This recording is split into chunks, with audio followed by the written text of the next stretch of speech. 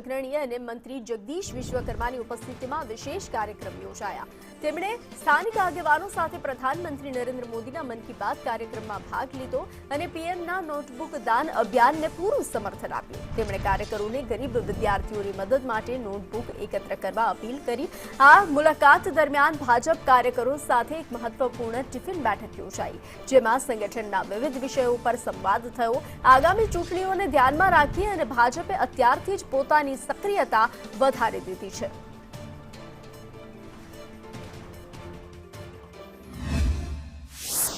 કે આપણે જે જગ્યાએ જઈએ એ બધી જગ્યાએ આપણે ફુલાર, બુકે, શાલ, મોમેન્ટો ના કરતા ચોપડાથી સ્વાગત કરીએ। ભલે એક હોય તો એક ચોપડી, વાંચવાની ચોપડી હોય કે લખવાની ચોપડી હોય, અને પછી આપણે ચોપડી એ કોઈ પણ વિદ્યાર્થીને આપી દઈએ જેને જરૂર હોય।